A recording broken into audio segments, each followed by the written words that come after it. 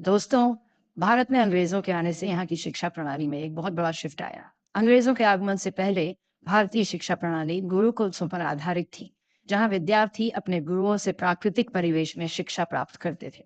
सदियों से चली आ रही हमारी पारंपरिक शिक्षा व्यवस्था, जो कि हमारे प्राचीन ज्ञान और संस्कृति पर आधारित थी, बहुत ही समृद्ध और विविध थी। इसमें वेद, उपनिषद, आयुर्वेद, गणित और खगोल विज्ञान जैसे टॉपिकों का अध्ययन होता था। उसके सामने अंग्रेजों द्वारा लाए गए नए थॉटों और पढ़ाने के तरीकों की एक नई लहर आ गई। अंग्रेजों ने पश्चिमी शिक्षा प्रणाली को भारत में लागू करने का प्रयास किया, जिसमें अंग्रेजी भाषा और विज्ञान पर विशेष जोर दिया गया। इस क्लैश से भारतीय शिक्षा में कई बड़े शिफ्ट हुए, जिसने आने वाली पीढ़ियों के लिए शिक्षा का रास्ता ही बदल दिया।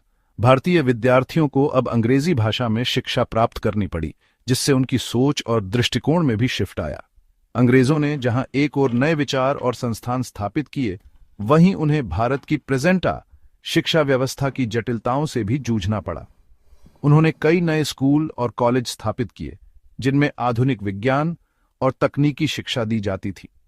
आज हम इसी विषय पर बात करेंगे कि कैसे अंग्रेजों के शासनकाल में भारत में शिक्षा का विकास हुआ। हम देखेंगे कि किस प्रकार अंग्रेजों ने भारतीय शिक्षा प्रणाली को बदलने का प्रयास किया और इसके परिणाम स्वरूप क्या क्या परिवर्तन हुए।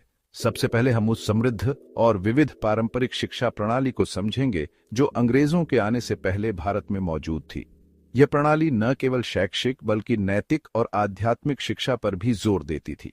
उसके बाद हम अंग्रेजों के नजरिए से भारतीय शिक्षा को समझेंगे, जिसमें दो अलग थॉट धाराएं दिखाई देती हैं, प्राच्यवाद और एंग्लिसिज्म। ओरिएंटलिज्मियों का मानना था कि भारतीय शिक्षा प्रणाली को संरक्षित किया जाना चाहिए, जबकि एंग्लिसिज्मियों का मानना था कि पश्चिमी शिक्षा प्रणाली को अपनाना चाहिए। अंत में हम इन बदलावों के भारतीय समाज और संस्कृति पर पड़ने वाले दीर्घकालिक प्रभावों का विश्लेषण करेंगे। हम देखेंगे कि कैसे इन ट्रांसफॉर्मेशंसों ने भारतीय समाज को प्रभावित किया और किस प्रकार भारतीय शिक्षा प्रणाली ने इन ट्रांसफॉर्मेशंसों को आत्मसात किया। भारत में अंग्रेजों की उपस्थिति धीरे धीरे व्यापारियों से शासकों में बदल गई। इस शिफ्ट के कारण भारतीय जीवन के विभिन्न पहलुओं में महत्वपूर्ण परिवर्तन हुए, जिनमें से शिक्षा सबसे अधिक प्रभावित हुई। इस शिफ्ट के कारण भारतीय जीवन के विभिन्न पहलुओं में महत्वपूर्ण परिवर्तन हुए, जिनमें से शिक्षा सबसे अधिक प्रभावित हुई। अंग्रेजों ने भारतीय शिक्षा प्रणाली में कई सुधार किए, जिनका उत्कंठ्य भारतीय विद्यार्थियों को पश्चिमी शिक्षा प्रणाली के टेलर्ड बनाना था। धर्म और संस्कृति से प्रोफाउंडी से जुड़ी पारंपरिक प्रणाली का जल्द ही पश्चिमी प्रणाली से सामना हुआ, जिसमें तर्क, विज्ञान और रिलीजन निरपेक्ष शिक्षा पर जोर दिया गया। इस नई प्रणाली ने भारतीय विद्यार्थियों को एक नई दिशा में सोचने और समझने के लिए प्रेरित किया। इस मुठभेड़ ने थॉटों और प्रथाओं के एक जटिल परस्पर क्रिया के लिए मंच तैयार किया, जिसने भारतीय शिक्षा के भविष्य को आकार दिया। इस नई शिक्षा प्रणाली ने भारतीय समाज में एक नई जागरूकता और सोच को जन्म दिया, जिसने आगे चलकर भारतीय स्वतंत्रता संग्राम में भी महत्वपूर्ण भूमिका निभाई। अंग्रेजों के शासन से पहले भारत में शिक्षा का एक बहुत ही जीवंत और डाइवर्सतापूर्ण तरीका था। ये शिक्षा प्रणाली न केवल ज्ञान के प्रसार पर केंद्रित थी, बल्कि समाज के विभिन्न वर्गों की आवश्यकताओं को भी पूरा करती थी। यह व्यवस्था विकेंद्रीकृत थी, यानी शिक्षा केंद्र देश भर में फैले हुए थे। हर क्षेत्र में अपनी अनूठी शिक्षा प्रणाली थी, जो स्थानीय परंपराओं और आवश्यकताओं के अनुसार विकसित हुई थी। सबसे प्रमुख इंस्टीट्यूशंसों में गुरुकुल, मदरसे और पाठशालाएं थीं, जिनमें से प्रत्येक विशिष्ट आवश्यकताओं और परंपराओं को पूरा करती थी। ये संस्थान शिक्षा के विभिन्न पहलुओं पर ध्यान केंद्रित करते थे। गुरुकुल, जो अक्सर शांत वातावरण में स्थित होते थे, आवासीय विद्यालयों के रूप में कार्य करते थे, जहां छात्र अपने गुरु के साथ रहते थे। यहाँ शिक्षा का उत्कंठ्य केवल शैक्षणिक ज्ञान नहीं था, बल्कि जीवन के हर पहलू में संतुलन और समग्र विकास पर जोर दिया जाता था। यहाँ शिक्षा पर जोर दिया जाता था, जिसमें आध्यात्मिक, नैतिक और बौद्धिक विकास शामिल था। स्टूडेंट्सों को ध्यान, योग और अन्य आध्यात्मिक अभ्यासों के माध्यम से मानसिक शरीर और आत्म ज्ञान प्राप्त करने के लिए प्रोत्साहित किया जाता था। सभी वर्गों के स्टूडेंट्सों का स्वागत किया जाता था और पाठ्यक्रम व्यक्तिगत आवश्यकताओं और आकांक्षाओं के टेलर्ड होता था। ये व्यक्तिगत ध्यान और वेद दर्शन का एक उत्कृष्ट उदाहरण था। दूसरी ओर मदरसे मुख्य रूप से इस्लामी शिक्षा पर केंद्रित थे। ये संस्थान इस्लामी संस्कृति और परंपराओं के संरक्षण में महत्वपूर्ण भूमिका निभाते थे। इन इंस्टीट्यूशंस ने कुरान, हदीस और इस्लामी न्याय शास्त्र के इर्द गिर्द सेंटर स्थित पाठ्यक्रम के साथ इस्लामी ज्ञान के संरक्षण और प्रसारण में महत्वपूर्ण भूमिका निभाई। यहाँ स्टूडेंट्सों को इस्लामी कानून, दर्शन और साहित्य का गहन अध्ययन कराया जाता था। मदरसे उन क्षेत्रों में विशेष रूप से महत्वपूर्ण थे जहाँ मुस्लिम आबादी काफी थी। ये संस्थान न केवल धार्मिक शिक्षा प्रदान करते थे, बल्कि सामाजिक और सांस्कृतिक एकता को भी बढ़ावा देते थे। गांवों और कस्बों में अक्सर पाई जाने वाली पाठशाला छोटे बच्चों को प्रारंभिक शिक्षा प्रदान करती थी। ये संस्थान बच्चों के शैक्षणिक जीवन की नींव रखते थे। ये स्कूल बुनियादी साक्षरता, संख्यात्मकता और नैतिक नेटिवियों पर सेंटरशिप थे। यहाँ बच्चों को पढ़ना, लिखना, गणित और नैतिक शिक्षा दी जाती थी, जिससे वे समाज के जिम्मेदार नागरिक बन सकें। पाठशाला से समाज के सभी वर्गों के बच्चों के लिए सुलभ थी और जन शिक्षा को बढ़ावा देने में महत्वपूर्ण भूमिका निभाती थी। ये संस्थान शिक्षा के माध्यम से सामाजिक समरसता और समानता को प्रोत्साहित करते थे। पारंपरिक भारतीय शिक्षा प्रणाली की एक खास बात थी क्षेत्रीय लैंग्वेजों पर एम्फेसिस। अंग्रेजी को बढ़ावा देने वाली ब्रिटिश प्रणाली के विपरीत पारंपरिक इंस्टीट्यूशंसों ने संस्कृत, अरबी, फारसी और विभिन्न क्षेत्रीय बोलियों जैसी स्थानीय लैंग्वेजों में अपनी एजुकेशनें संचालित की। इस दृष्टिकोण ने यह सुनिश्चित किया कि शिक्षा व्यापक दर्शकों के लिए सुलभ हो। क्षेत्रीय लैंग्वेजों के उपयोग ने पारंपरिक ज्ञान और सांस्कृतिक नेटिवियों के प्रसारण को भी सुगम बनाया। स्टूडेंट्सों ने अपने इतिहास, साहित्य और दर्शन के बारे में उन लैंग्वेजों में सीखा जिन्हें वे समझते थे और उनसे संबंधित थे, जिससे सांस्कृतिक कंटिन्यूटी और प्राइड की भावना को बढ़ावा गेंड। स्थानीय लैंग्वेजों पर यह जोर अंग्रेजी को प्रशासन और शिक्षा की भाषा के रूप में बढ़ावा देने की ब्रिटिश नीति के बिल्कुल विपरीत था। पारंपरिक प्रणाली की अनौपचारिक प्रकृति ने इसकी पहुंच को और बढ़ा दिया। शिक्षा अक्सर मंदिरों, मस्जिदों, सामुदायिक सेंटर्सों या यहां तक कि किसी पेड़ की छाया में भी होती थी। इस लचीलेपन ने जीवन के सभी वर्गों के व्यक्तियों को अपनी सामाजिक स्थिति या आर्थिक पृष्ठभूमि की परवाह किए बिना शिक्षा प्राप्त करने की अनुमति दी। भाग 4, ओरिएंटलिज्मी दृष्टि, ओरिएंट के खजानों का प्रिजर्वेशन। जैसे जैसे अंग्रेजों ने भारत में अपनी शक्ति मजबूत की, वे देश की प्रेसेंटा शैक्षिक परंपराओं के साथ जुड़ने लगे। इस एंगेजमेंट से ब्रिटिश प्रशासन के भीतर विचार के दो अलग अलग स्कूलों का उदय हुआ, प्राच्यवाद और एंग्लिसिज्म।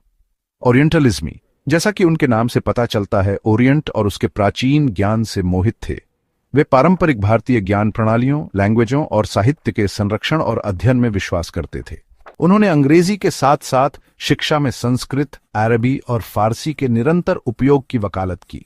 सर विलियम जोन्स और हेनरी थॉमस कोलब्रुक जैसे प्रमुख ओरिएंटलिज्मियों ने संस्कृत साहित्य, हिंदू कानून और भारतीय खगोल विज्ञान के अध्ययन में महत्वपूर्ण योगदान दिया। उन्होंने पूर्वी ज्ञान के अनुसंधान और संरक्षण को बढ़ावा देने के लिए एशियाटिक सोसाइटी ऑफ बंगाल जैसे इंस्टीट्यूशंसों की स्थापना की। हालांकि ओरिएंटलिज्मी दृष्टिकोण अपनी सीमाओं से रहित नहीं था। आलोचकों ने तर्क किया कि इसने अतीत को रोमांटिक बना दिया और भारतीयों को आधुनिक दुनिया के लिए आवश्यक कौशल से लैस करने में विफल रहे। इस आलोचना को ब्रिटिश प्रशासन के भीतर जोर मिला, जिससे आंग्लवाद के उदय का मार्ग प्रशस्त हुआ। भाग 5, आंग्लवाद का उदय, मैकाले का मिनट और अंग्रेजी का राइज। ओरिएंटलिज्मियों के विपरीत एंग्लिसिज्मी भारत में पश्चिमी शिक्षा और संस्कृति को बढ़ावा देने में विश्वास करते थे। उनका मानना था कि भारतीय समाज को आधुनिक बनाने के लिए पश्चिमी ज्ञान और विज्ञान को अपनाना आवश्यक है। उनका तर्क था कि अंग्रेजी भारतीय लैंग्वेजों से श्रेष्ठ है और इसे अपनाना भारत की प्रगति के लिए महत्वपूर्ण है। अंग्रेजी को एक वैश्विक भाषा के रूप में देखा गया, जो भारतीयों को अंतरराष्ट्रीय स्तर पर प्रतिस्पर्धी बना सकती थी। इस विचार को ब्रिटिश हिस्टोरिकार और रामासिटिज थॉमस बेबिंगटन मैकाले ने 1835 में शिक्षा पर अपने प्रसिद्ध मिनट में सबसे जोरदार तरीके से व्यक्त किया था। मैकाले का मिनट ब्रिटिश शिक्षा नीति में एक महत्वपूर्ण मोड़ था। मैकाले ने तर्क किया था कि एक अच्छी यूरोपीय लाइब्रेरी का एक अकेला शेल्फ भारत और अरब के पूरे मूल निवासी साहित्य के लायक है। उनका मानना था कि भारतीय साहित्य और ज्ञान पश्चिमी मानकों के सामने फीका पड़ता है उनका मानना था कि अंग्रेजी शिक्षा भारतीयों को सभ्य बनाएगी, उन्हें अधिक रीजन संगत, कुशल और औपनिवेशिक प्रशासन में रोजगार के लिए योग्य बनाएगी। अंग्रेजी शिक्षा को भारतीय समाज में सुधार और प्रगति का साधन माना गया। उन्होंने ऐसे भारतीयों के एक वर्ग को बनाने की कल्पना की जो रक्त और रंग में भारतीय हों, लेकिन स्वाद, थॉटों, मोरालता और बुद्धि में अंग्रेज हों। यह वर्ग ब्रिटिश शासन के प्रति वफादार और सहायक साबित हो सकता था। भारतीय शिक्षा की दिशा पर मैकाले के मिनट का गहरा इम्पैक्ट पड़ा। इसने भारतीय शिक्षा प्रणाली को पूरी तरह से बदल दिया और अंग्रेजी को शिक्षा का माध्यम बना दिया। ब्रिटिश सरकार ने अंग्रेजी को प्रशासन और उच्च शिक्षा की आधिकारिक भाषा के रूप में अपनाया। इससे भारतीय समाज में अंग्रेजी का महत्व और बढ़ गया। इस निर्णय के कारण पूरे भारत में कई अंग्रेजी माध्यम स्कूलों और कॉलेजों की स्थापना हुई, जो मुख्य रूप से समाज के कुलीन वर्गों की पूर्ति करते थे। इन इंस्टीट्यूशंसों ने भारतीय समाज में एक नया शिक्षित वर्ग तैयार किया, जिसने आगे चलकर भारतीय स्वतंत्रता संग्राम में महत्वपूर्ण भूमिका निभाई। भारत, जो अपनी प्राचीन ज्ञान परंपरा के लिए जाना जाता है, सदियों से शिक्षा का एक महत्वपूर्ण केंद्र रहा है। यहाँ की गुरुकुल प्रणाली और विश्वविद्यालय जैसे तक्षशिला और नालंदा विश्व भर में प्रसिद्ध थे। 18वीं शताब्दी में एक बड़े बदलाव से रूबरू हुआ अंग्रेजी शिक्षा। यह बदलाव न केवल शिक्षा के क्षेत्र में बल्कि भारतीय समाज के हर पहलू में गहरा प्रभाव डालने वाला था। ईस्ट इंडिया कंपनी, जिसका ध्यान व्यापार पर था, ने शुरुआत में शिक्षा पर ज्यादा ध्यान नहीं दिया। उनका मुख्य उद्देश्य व्यापारिक लाभ कमाना था और इसके लिए उन्हें भारतीय समाज की संरचना में हस्तक्षेप करने की आवश्यकता नहीं थी। लेकिन जैसे जैसे उनका प्रभाव बढ़ता गया, वैसे वैसे प्रशासनिक भूमिकाओं में काम करने के लिए अंग्रेजी बोलने वाले भारतीयों की जरूरत भी बढ़ती गई। अंग्रेजी शिक्षा को बढ़ावा देने का एक प्रमुख कारण यह था कि इससे भारतीयों को ब्रिटिश प्रशासनिक तंत्र में शामिल किया जा सके। इसने भारतीय इतिहास में एक नए अध्याय की शुरुआत की। अंग्रेजी शिक्षा ने भारतीय समाज में एक नई सोच और दृष्टिकोण को जन्म दिया। पीढ़ी दर पीढ़ी चली आ रही पारंपरिक शिक्षा पद्धतियों को पाश्चात्य व्यवस्था से चुनौती मिली। गुरुकुलों और पारंपरिक शिक्षण संस्थानों की जगह अब अंग्रेजी स्कूलों ने ले ली। ये नई व्यवस्था, जिसमें अंग्रेजी और आधुनिक विषयों पर जोर दिया जाता था, ने अवसर और चुनौतियां दोनों प्रदान की। भारतीय छात्रों को विज्ञान, गणित और साहित्य जैसे विषयों में नई जानकारी प्राप्त करने का मौका मिला। यह दो अलग अलग संस्कृतियों के बीच एक जटिल रिश्ते की शुरुआत थी। भारतीय और ब्रिटिश संस्कृतियों के इस मिलन ने एक नई सामाजिक संरचना को जन्म दिया। अंग्रेजी शिक्षा की शुरुआत आलोचनाओं से अछूती नहीं रही। कई भारतीय विद्वानों और नेताओं ने इसे भारतीय संस्कृति और परंपराओं के लिए खतरा माना। कुछ लोगों ने इसे सांस्कृतिक वर्चस्व के हथियार के रूप में देखा, जो भारतीय परंपराओं और मूल्यों को कमजोर करने का एक तरीका था। वे मानते थे कि अंग्रेजी शिक्षा भारतीय समाज को पश्चिमीकरण की ओर धकेल रही है। हालांकि दूसरों ने नए ज्ञान और कौशल के साथ भारतीयों को सशक्त बनाने की इसकी क्षमता को पहचाना। उन्होंने इसे एक अवसर के रूप में देखा, जिससे भारतीय समाज में प्रगति और विकास हो सकता था। दृष्टिकोणों का यह टकराव भारतीय समाज पर अंग्रेजी शिक्षा के एक गहरे प्रभाव को दर्शाता है। यह एक ऐसा समय था जब भारतीय समाज में विचारों और मूल्यों का पुनर्मूल्यांकन हो रहा था। यह एक महत्वपूर्ण क्षण था जो एक राष्ट्र की नियति को आकार देगा। अंग्रेजी शिक्षा ने भारत के भविष्य को एक नई दिशा दी, जो आज भी हमारे समाज में महसूस की जा सकती है। अंग्रेजी शिक्षा के सबसे महत्वपूर्ण प्रभावों में से एक था भारत में पश्चिमी विज्ञान और प्रौद्योगिकी का आगमन। इसने ज्ञान और समझ के नए रास्ते खोल दिए। भारतीयों को चिकित्सा, इंजीनियरिंग और गणित में प्रगति का लाभ मिला। वैज्ञानिक सोच के इस संपर्क ने जिज्ञासा और नवाचार की भावना को बढ़ावा दिया। पश्चिम का एक और उपहार, छापाखाना, ज्ञान के प्रसार में महत्वपूर्ण भूमिका निभाई। किताबें, समाचार पत्र और पत्रिकाएं ज्यादा सुलभ हो गईं। इससे जानकारी और विचारों का व्यापक प्रसार हुआ। शिक्षा अब कुछ खास लोगों तक ही सीमित नहीं रह गई थी। यह धीरे धीरे ही सही, लेकिन आबादी के एक बड़े हिस्से तक पहुंचने लगी थी। विडंबना यह है कि जिस शिक्षा प्रणाली का उद्देश्य ब्रिटिश शासन को मजबूत करना था, उसी ने अनजाने में उसके पतन के बीज बो दिए। लोकतंत्र, स्वतंत्रता और समानता के पश्चिमी आदर्शों के संपर्क में आने से कई भारतीयों के दिलों में राष्ट्रवाद की चिंगारी भड़क उठी। उन्होंने ब्रिटिश शासन की वैधता पर सवाल उठाना शुरू कर दिया और स्वशासन की लालसा करने लगे। शिक्षित भारतीय कलम की शक्ति से लैस और पश्चिमी राजनीतिक विचारों से प्रेरित होकर राष्ट्रवादी आंदोलन के अगुवा बने। उन्होंने राजनीतिक संगठन बनाए, समाचार पत्र प्रकाशित किए और विरोध प्रदर्शन आयोजित किए। शिक्षा, जो कभी औपनिवेशिक नियंत्रण का एक उपकरण थी, स्वतंत्रता संग्राम में एक हथियार बन गई थी। ज्ञान की तलाश आत्मनिर्णय की लड़ाई में बदल गई थी। हालांकि अंग्रेजी शिक्षा के लाभ एक कीमत पर मिले। अध्यात्म, दर्शन और कला पर जोर देने वाली पारंपरिक भारतीय शिक्षा प्रणालियों को दरकिनार कर दिया गया। ब्रिटिश सरकार ने शिक्षा के इन स्वदेशी रूपों को समर्थन देने के लिए बहुत कम संसाधन आवंटित किए। इस उपेक्षा के कारण पारंपरिक ज्ञान प्रणालियों का धीरे धीरे पतन हुआ। इसके अलावा भारत में अंग्रेजी शिक्षा स्वाभाविक रूप से अभिजात्य थी। यह मुख्य रूप से उच्च वर्गों और शहरी आबादी की जरूरतों को पूरा करता था। ग्रामीण क्षेत्रों में रहने वाले अधिकांश भारतीय इस नई व्यवस्था से अछूते रहे। इससे एक बड़ा शैक्षिक विभाजन पैदा हुआ, जिससे सामाजिक असमानताएं और भी मजबूत हो गईं। भाग 5, प्रतिक्रियाओं का ताना बाना, बदलाव को अपनाना और उसका विरोध करना। अंग्रेजी शिक्षा की शुरुआत ने भारतीयों से मिलीजुली प्रतिक्रिया प्राप्त की। यह एक ऐसा समय था जब भारत में शिक्षा का परिदृश्य तेजी से बदल रहा था। कुछ लोगों ने, जैसे राजा राम मोहन राय ने, इसे तहे दिल से अपनाया। वे इसे एक अवसर के रूप में देखते थे। समाज सुधारक और दूरदर्शी नेता राय का मानना था कि भारत की प्रगति के लिए पश्चिमी शिक्षा महत्वपूर्ण है।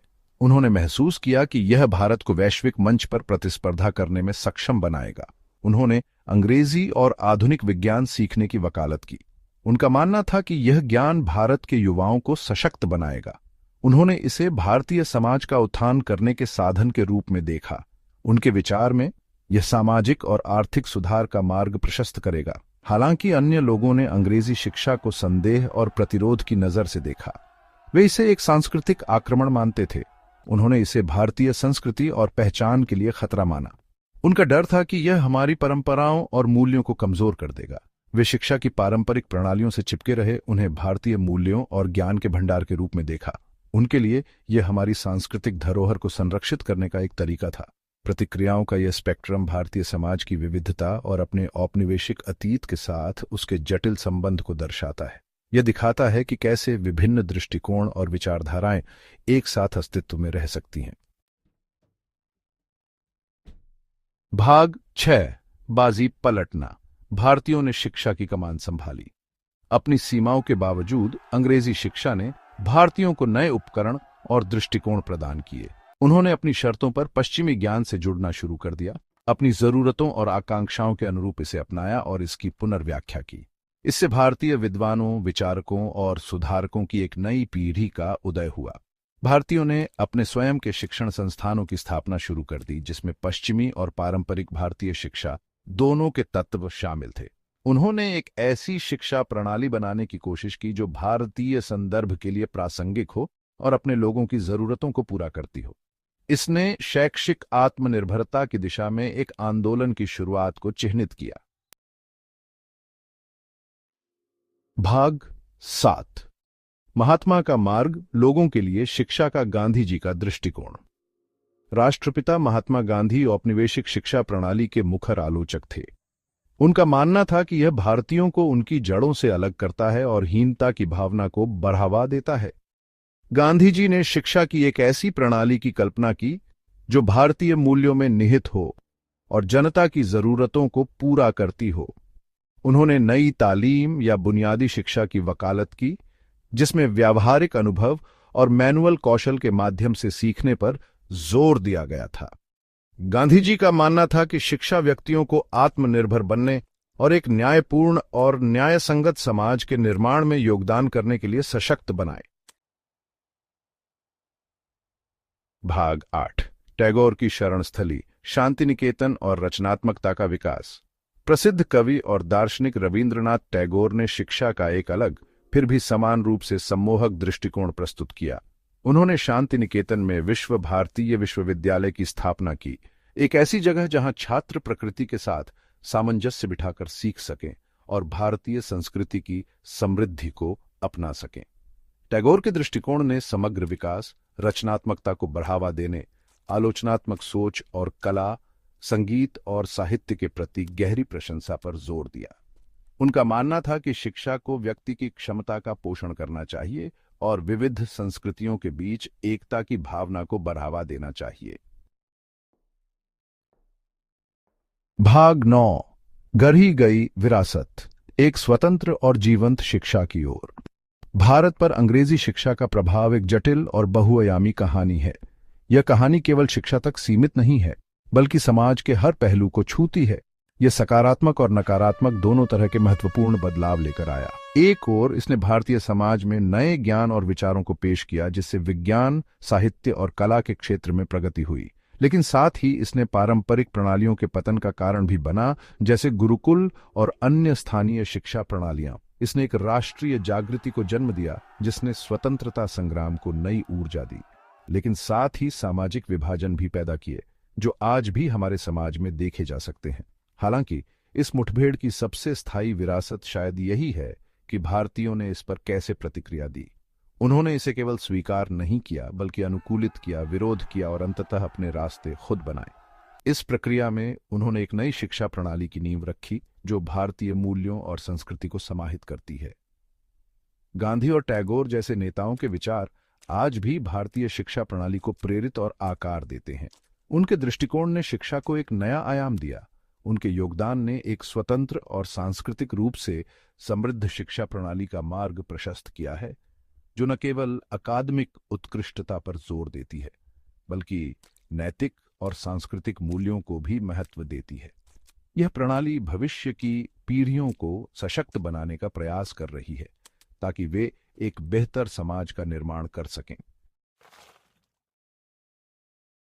साल था 1854। ईस्ट इंडिया कंपनी के शासन के तहत भारत अपने शैक्षिक परिदृश्य में एक बड़े बदलाव के कगार पर था। इस बदलाव की वजह थी वुड्स डिस्पैच, जिसका नाम सर चार्ल्स वुड के नाम पर रखा गया था, जो उस समय बोर्ड ऑफ कंट्रोल के अध्यक्ष थे। यह डिस्पैच शैक्षिक विकास के लिए एक खाका था, जिसका उद्देश्य कंपनी के बढ़ते प्रशासन की सेवा के लिए शिक्षित भारतीय आबादी की बढ़ती जरूरत को पूरा करना था। इसने शिक्षा की एक ऐसी व्यवस्था की नींव रखी जिसके दूरगामी परिणाम हुए, कुछ इच्छित और कुछ अनिच्छित। डिस्पैच से पहले भारत में शिक्षा कई तरह से दी जाती थी। धार्मिक संस्थानों से जुड़ी पारंपरिक शिक्षा प्रणालियां मौजूद थीं, साथ ही विभिन्न ईसाई समूहों द्वारा स्थापित मिशनरी स्कूल भी थे। डिस्पैच ने इस अव्यवस्था को दूर करने की कोशिश की, जिसमें प्राथमिक स्तर से शुरू होकर विश्वविद्यालयों तक शिक्षा की एक संरचित प्रणाली का प्रस्ताव रखा गया था। इसने एक महत्वपूर्ण मोड़ लिया, भारत की आने वाली पीढ़ियों के दिमाग को आकार देने की दिशा में एक सोचा समझा कदम। हालांकि डिस्पैच पूरी तरह से परोपकार से प्रेरित नहीं था। कंपनी ने ऐसे भारतीयों के एक वर्ग की आवश्यकता को पहचाना जो अंग्रेजी में धारा प्रवाह हों और पश्चिमी ज्ञान से लैस हों। यह नया वर्ग राज की मशीनरी में एक महत्वपूर्ण भूमिका निभाएगा, जो प्रशासनिक और लिपिक पदों को भरेगा। उच्च स्तर पर शिक्षा के माध्यम के रूप में अंग्रेजी पर डिस्पैच का जोर एक रणनीतिक कदम था, जिसे ऐसे भारतीयों का एक वर्ग बनाने के लिए डिजाइन किया गया था जो सांस्कृतिक और बौद्धिक रूप से अपने ब्रिटिश शासकों के साथ जुड़े हों। वुड्स डिस्पैच ने पूरे भारत में शिक्षण संस्थानों की स्थापना की प्रक्रिया शुरू की। इस प्रणाली की कल्पना एक पिरामिड के रूप में की गई थी, जिसके आधार पर प्राथमिक विद्यालयों का एक बड़ा समूह था। उच्च शिक्षा तक पहुंच काफी हद तक अभिजात वर्ग तक ही सीमित थी। प्राथमिक विद्यालयों का उद्देश्य आम जनता को बुनियादी साक्षरता और संख्यात्मक कौशल प्रदान करना था। इन स्कूलों को स्थानीय भाषाओं में प्रारंभिक ज्ञान प्रदान करने का काम सौंपा गया था। माध्यमिक विद्यालयों ने अंग्रेजी को शिक्षा के माध्यम के रूप में अपनाया। यहां छात्रों ने गणित, विज्ञान, इतिहास और साहित्य जैसे विषयों में गहराई से अध्ययन किया। 1857 में भारत में पहले 3 आधुनिक विश्वविद्यालयों कलकत्ता, बॉम्बे और मद्रास की स्थापना हुई। ये विश्वविद्यालय अंततः बौद्धिक उत्थान के केंद्र बन गए। अपनी महत्वाकांक्षी शैक्षिक योजनाओं को लागू करने के लिए एक प्रशिक्षित शिक्षण बल की आवश्यकता को समझते हुए वुड्स डिस्पैच ने नॉर्मल स्कूलों की स्थापना पर जोर दिया। योग्य शिक्षकों को तैयार करने के लिए डिजाइन किए गए इन संस्थानों ने युवा भारतीयों के दिमाग को आकार देने में महत्वपूर्ण भूमिका निभाई। नॉर्मल स्कूलों में पाठ्यक्रम में शिक्षा शास्त्र, बाल मनोविज्ञान और विषय विशिष्ट प्रशिक्षण पर ध्यान केंद्रित किया गया था, जिसमें अनुशासन, नैतिक शिक्षा और ब्रिटिश पाठ्यक्रम के पालन के महत्व पर जोर दिया गया था। हालांकि नॉर्मल स्कूल केवल शैक्षणिक कौशल प्रदान करने के बारे में नहीं थे, वे सांस्कृतिक प्रसारण के साधन भी थे। इन संस्थानों ने इच्छुक शिक्षकों में ब्रिटिश मूल्यों और परंपराओं के प्रति गहरा सम्मान पैदा किया और उन्हें प्रभावी ढंग से उप कॉलोनियलिज्म के एजेंट में बदल दिया। अंग्रेजी भाषा प्रवीणता और पश्चिमी शैक्षणिक विधियों पर जोर ने अंग्रेजों के सांस्कृतिक प्रभुत्व को और मजबूत किया। वुड्स डिस्पैच के अधिक प्रगतिशील यद्यपि विवादास्पद पहलुओं में से एक महिला शिक्षा की आवश्यकता को मान्यता देना था। डिस्पैच से पहले भारत में महिला साक्षरता बहुत कम थी, जो काफी हद तक उच्च वर्गों तक ही सीमित थी। डिस्पैच ने महिला शिक्षा को हतोत्साहित करने वाले प्रचलित सामाजिक मानदंडों को स्वीकार करते हुए सरकार से इसे बढ़ावा देने के लिए कदम उठाने का आग्रह किया। हालांकि महिला शिक्षा के लिए यह आह्वान अपने आलोचकों के बिना नहीं था।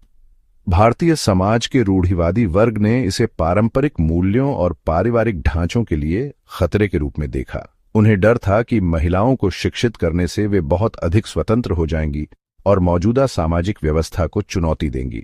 इन प्रतिरोधों के बावजूद डिस्पैच ने लड़कियों के स्कूलों की स्थापना और महिला साक्षरता दर में धीरे धीरे यद्यपि धीमी गति से वृद्धि के लिए एक प्रोत्साहन प्रदान किया।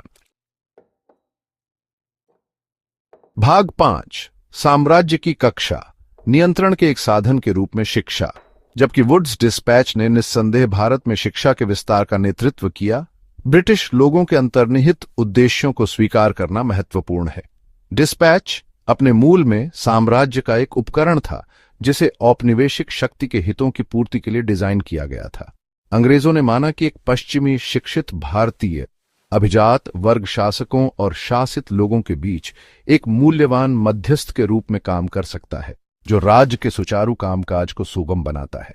पाठ्यक्रम में अंग्रेजी भाषा, पश्चिमी इतिहास और ब्रिटिश मूल्यों पर जोर युवा भारतीयों के विश्व दृष्टिकोण को आकार देने का एक जानबूझकर प्रयास था। उन्हें पश्चिमी विचारों और साहित्य से अवगत कराकर अंग्रेजों को ऐसे भारतीयों का एक वर्ग बनाने की उम्मीद थी जो रक्त और रंग में भारतीय हों, लेकिन स्वाद, विचारों, नैतिकता और बुद्धि में अंग्रेजी हों, जैसा कि लॉर्ड मैकाले ने प्रसिद्ध रूप से कहा था। यह सांस्कृतिक शिक्षा, ऐसा माना जाता था, ब्रिटिश क्राउन के प्रति वफादारी की भावना को बढ़ावा देगा और उनके शासन को बनाए रखेगा। भाग 6, अनपेक्षित परिणाम, शिक्षा और राष्ट्रवाद का उदय। हालांकि अंग्रेजों ने शिक्षा की परिवर्तनकारी शक्ति को कम करके आंका था।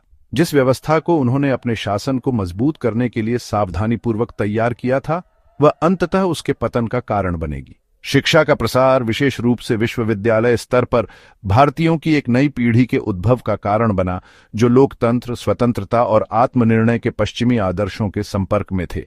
ये आदर्श, जो शुरू में ब्रिटिश शासन को वैध बनाने के लिए थे, जल्द ही उनके खिलाफ हो जाएंगे।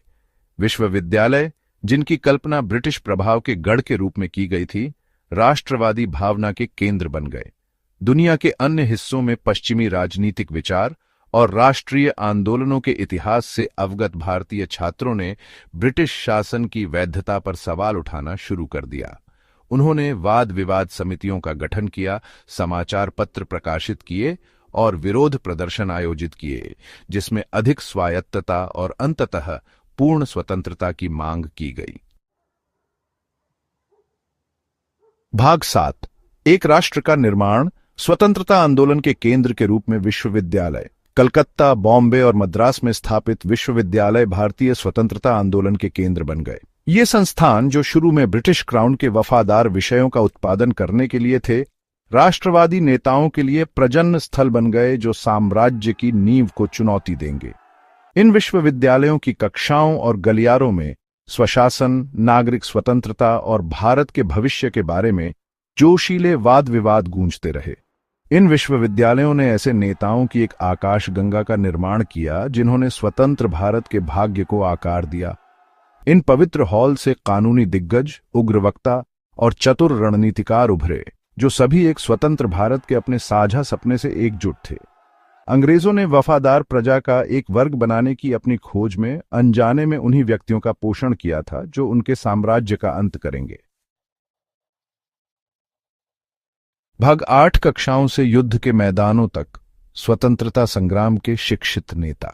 भारतीय स्वतंत्रता आंदोलन भाग्यशाली था कि उन नेताओं की एक पीढ़ी के नेतृत्व में था जो उसी व्यवस्था के उत्पाद थे जिसे वे खत्म करना चाहते थे। ये नेता ब्रिटिश संस्थानों में शिक्षित और पश्चिमी राजनीतिक विचारों से भली भांति परिचित थे। महात्मा गांधी इस व्यवस्था की उपज थे। लंदन के इनर टेम्पल में कानून की शिक्षा प्राप्त गांधी भारत लौटे। भारत के पहले प्रधानमंत्री जवाहरलाल नेहरू भी ऐसे ही एक नेता थे। हैरो स्कूल और कैम्ब्रिज विश्वविद्यालय में शिक्षित नेहरू ने भारतीय इतिहास और संस्कृति की गहरी समझ के साथ अपनी पश्चिमी शिक्षा को जोड़ा। सुभाष चंद्र बोस, एक करिश्माई नेता, ब्रिटिश शिक्षा प्रणाली की एक और उपज थे। प्रेसिडेंसी कॉलेज और कैम्ब्रिज में शिक्षित बोस का मानना था कि भारत की स्वतंत्रता सशस्त्र संघर्ष से ही जीती जा सकती है। इन नेताओं ने अपनी ब्रिटिश शिक्षा का उपयोग भारत में ब्रिटिश शासन के अंतर्निहित अंतर्विरोधों को उजागर करने के लिए किया। उन्होंने उपनिवेशवाद के ढांचे को ईंट दर ईंट ढाने के लिए कलम, मंच और जनता की शक्ति का इस्तेमाल किया। दोस्तों, कॉलोनियल एजुकेशन का इंपैक्ट कॉम्प्लेक्स था। जब ब्रिटिशर्स ने अपना एजुकेशन सिस्टम इंडिया में इंप्लीमेंट किया, उनका प्राइमरी गोल था इंडियंस को कंट्रोल करना और अपने कॉलोनियल रूल को स्ट्रेंथन करना। उन्होंने ऐसे सब्जेक्ट्स और करिकुलम को इंट्रोड्यूस किया जो उनके इंटरेस्ट्स को सर्व करें और इंडियंस को ओबीडियंट सब्जेक्ट्स बनाएं। ब्रिटिशर्स का गोल था इंडियंस को कंट्रोल करना, लेकिन यह भी सच है कि उन्होंने इंडियंस को एक स्ट्रक्चर्ड एजुकेशन सिस्टम दिया। इस सिस्टम ने इंडियंस को लिटरेसी और नॉलेज के नए डिमेंशन से इंट्रोड्यूस किया। ब्रिटिशर्स ने स्कूल्स और कॉलेजेस एस्टैब्लिश किए जहां पहले से स्ट्रक्चर्ड एजुकेशन का कॉन्सेप्ट इतना प्रेवलेंट नहीं था, लेकिन इंडियंस ने इसे एक अपॉर्चुनिटी बना दिया अपने फ्रीडम और प्रोग्रेस के लिए। उन्होंने ब्रिटिश एजुकेशन सिस्टम को अपना के अपने आप को एम्पावर किया और ब्रिटिशर्स के खिलाफ लड़ने के लिए तैयार किया। महात्मा गांधी, जवाहरलाल नेहरू और बहुत से फ्रीडम फाइटर्स ने ब्रिटिश एजुकेशन सिस्टम का यूज करके अपने आप को आर्टिकुलेट और इन्फॉर्म्ड लीडर्स बनाया। आज इंडिया का एजुकेशन सिस्टम एक बैलेंस है ट्रेडिशनल और मॉडर्न अप्रोचेस का।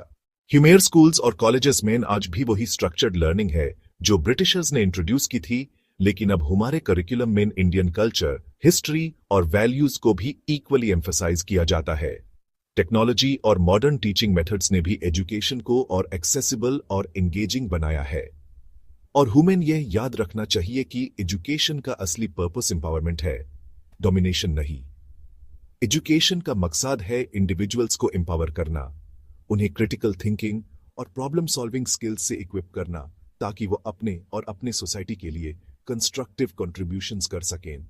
हमारे लिए यह जरूरी है कि हम अपने एजुकेशन सिस्टम को ऐसे ही इवॉल्व करते रहें ताकि हर स्टूडेंट को अपने पोटेंशियल को अचीव करने का मौका मिले। आज के लेसन के लिए बस इतना ही। हमने आज बहुत कुछ सीखा और उम्मीद है कि आपको यह सब समझ आया होगा। ये जर्नी हमारे लिए भी उतनी ही एक्साइटिंग थी जितनी आपके लिए थी। हर दिन कुछ नया सीखना और अपने दोस्तों के साथ शेयर करना, यह सब बहुत मजेदार होता है। अगर आपको यह वीडियो इंफॉर्मेटिव लगी हो तो लाइक, शेयर और सब्सक्राइब जरूर करें। आपके लाइक्स और शेयर से हमें मोटिवेशन मिलता है और हम और भी बेहतरीन कंटेंट आपके लिए ला सकते हैं। आपका एक लाइक और शेयर हमें बहुत मदद करता है। और अपने डाउट्स या क्वेश्चंस नीचे कमेंट करें। हम आपके हर एक कमेंट को पढ़ेंगे और कोशिश करेंगे कि जल्दी से जल्दी जवाब दें। आपके क्वेश्चंस और फीडबैक से हमें अपने कंटेंट को और भी इंप्रूव करने का मौका मिलता है। मिलते हैं अगले वीडियो में। तब तक के लिए अपना ख्याल रखें और पढ़ाई में लगे रहें। आपके साथ फिर से मिलने का इंतजार रहेगा। धन्यवाद।